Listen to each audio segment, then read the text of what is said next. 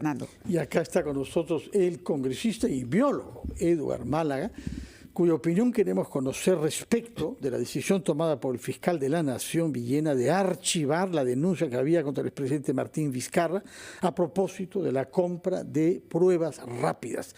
Quiero que nos explique, por favor, qué es lo que se sabía sobre las pruebas rápidas y las pruebas moleculares cuando se hizo la compra que ha sido objeto de esta investigación fiscal en marzo del año 20. Buenos días, Mávila, Fernando, gracias. Buenos días. Gracias por el espacio.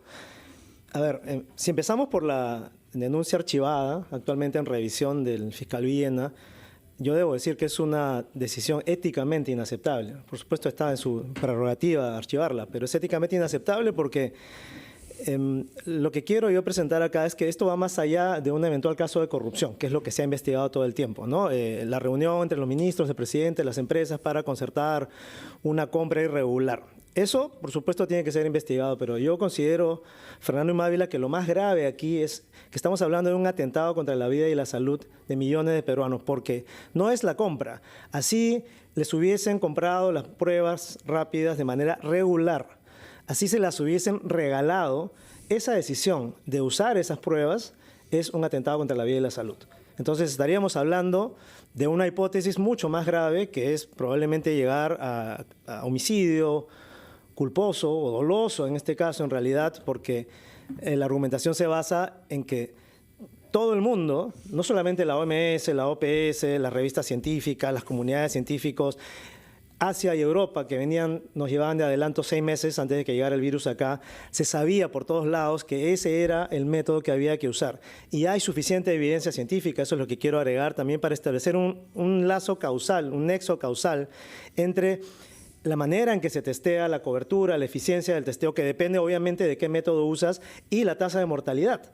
Entonces estamos hablando... ¿Cuál es ese nexo científico?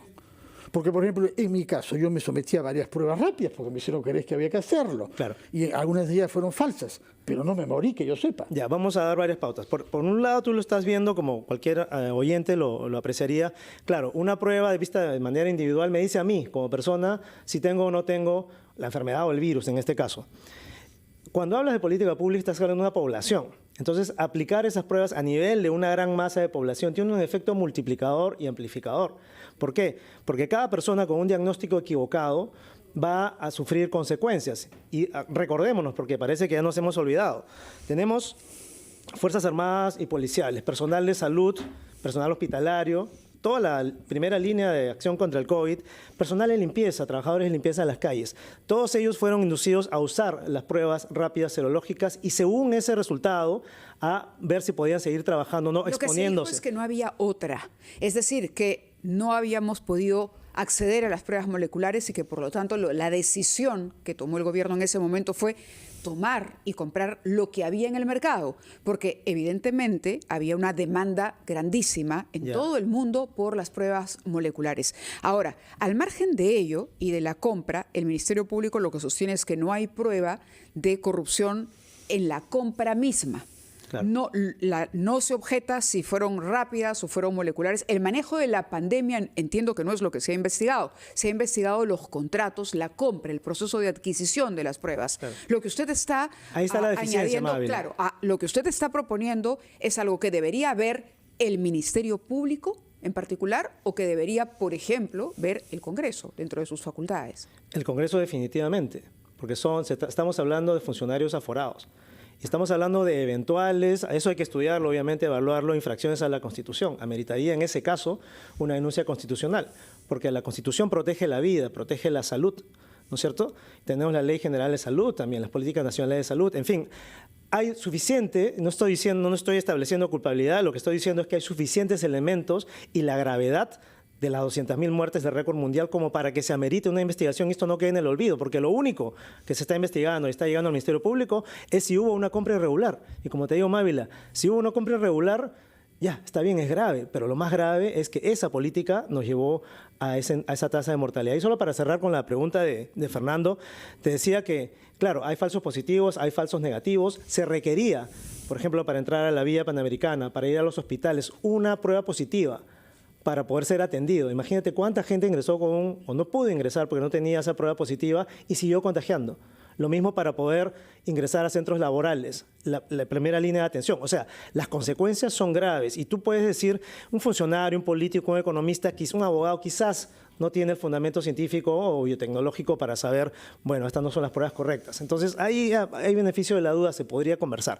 Pero en el caso del MINSA y el INS, que son los técnicos por excelencia, no se puede aceptar que hayan recomendado o avalado el uso de, no estoy hablando de la compra, el uso de esas pruebas. Sí, no, entendemos el cambio de perspectiva, pero por eso le preguntaba, ¿quién debería hacerse cargo de investigar y establecer responsabilidades? ¿Es en este caso el Ministerio Público, porque usted decía que había incurrido en una falta ética al archivar la denuncia, o le corresponde a otra instancia, como el Congreso? Yo creo que lo que corresponde es evaluar una nueva denuncia constitucional, tanto contra el presidente como contra el ministro de Salud, para que se dilucide cuál es la responsabilidad que han tenido, más allá de la decisión política del presidente, que por el artículo 128 de la Constitución es además avalada solidariamente por el corresponsable, el ministro de Salud, y además los entes técnicos, Mávila, Fernando, porque se argumenta que el Instituto Nacional de Salud recomendó, ¿no? Pero cuando ves el informe de la Comisión de Fiscalización del Congreso, por ejemplo, no queda claro quién estableció sobre qué base técnica o científica que había que comprar 1.400.000 de esas pruebas. Es muy extraño. Y había también, solo para cerrar, grupos, consultores, de asesores ad honorem en el MINSA, yo fui parte de uno de ellos, que constantemente le decíamos al ministro de Salud, a través de los medios también, que ese no era el método a seguir. Entonces, lo que falta todavía es obviamente juntar todos los elementos, evaluar cuáles son las responsabilidades y también, por favor, tomar en cuenta la evidencia científica, los nexos entre el uso incorrecto de pruebas a nivel masivo poblacional, Fernando, y la tasa de mortalidad. De acuerdo. En realidad, como ha puesto en evidencia Mávila, no se ha hecho una investigación en general sobre las causas del pésimo desempeño del Estado peruano.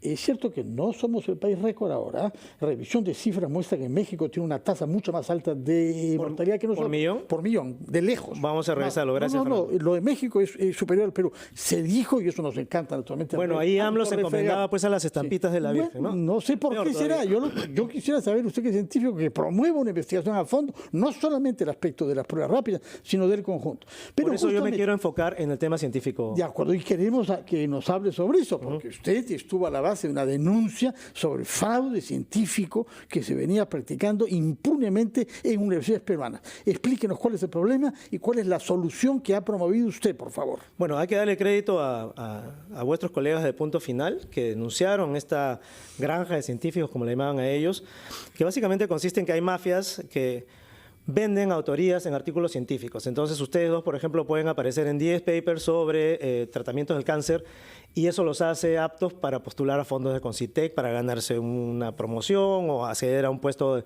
profesor investigador en una universidad. Entonces, más allá del tema ético, que es mentir sobre la autoría, estás realmente mal utilizando fondos del Estado, fondos públicos de los contribuyentes, para tu beneficio propio. Entonces, con esa premisa, lo que hicimos fue 2 líneas de acción. Uno, pedirle ya en noviembre al ex premier Otárola que a través de Concitec se modifiquen los reglamentos de la ley SINACTI para incluir el fraude científico y en especial esta modalidad como faltas muy graves. Hasta el momento solamente se consideran faltas leves, imagínense, faltas leves con una sanción leve, por lo tanto. Entonces, eso fue en noviembre. En mayo nos volvimos a reunir con el premier Adrián Sen.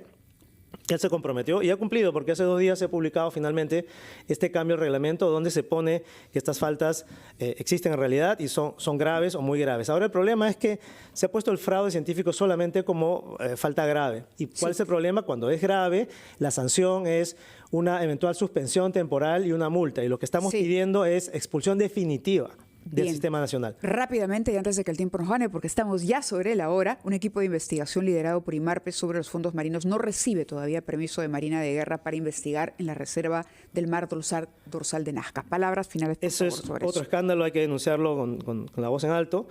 Es el Falcor-2, es un buque oceanográfico del Instituto Schmidt, y lo que hacen es, liderados en colaboración con IMARPE, CERNAP y otras instituciones, un proyecto millonario, investigar la vida, la naturaleza, los ecosistemas del fondo marino de las aguas profundas de la reserva dorsal de Nazca. Y lo que ha pasado es que DICAPI Capitanía General de Sí, Puertos, claro, la Dirección de Capitanía. les ha denegado el permiso de navegación, invocando un decreto legislativo con el Ministerio de Defensa que argumenta en favor de la soberanía nacional. Es decir, que probablemente llevar un barco con nacionales de otros países podría significar un riesgo para la seguridad nacional. Y esto es grave porque no ha habido mayor explicación. No están diciendo de qué nacionalidad estamos hablando, cuál es el riesgo, si las personas Pero que ellos creen... lidera el equipo IMARPE. Claro, lidera el equipo de mar, que son instituciones peruanas. Y eso es lo grave. Entonces el Ministerio de Defensa simplemente se ha negado. Que la embarcación no tiene matrícula peruana, ¿o qué? Islas Caimán, hasta donde entiendo. Entonces no entiendo cuál es el problema con Islas Caimán. Ahora, si tenemos algún componente de o una persona de algún país vecino, limítrofe, que nos haga sospechar de ese problema, tendrían que sustentarlo. El Ministerio de Defensa dice no a rajatabla y está poniendo en juego una investigación importantísima, Mávila, para conocer la biodiversidad y la riqueza de nuestro mar, sobre todo en este contexto de cambio climático. Congresista, muchísimas gracias por estar acá y habernos contestado sobre 3 temas todos importantes, una revisión crítica de las decisiones tomadas que ha llevado a una mortalidad muy elevada en el Perú, si no la mayor del mundo, muy grave, de la misma manera que el fraude científico y el tema también de si se investiga o no como se debe en el mar peruano. Mávila, despedimos al congresista Eduardo Málaga. Sí, muchísimas gracias, congresista, por estar con nosotros esta mañana. Son las 9:00.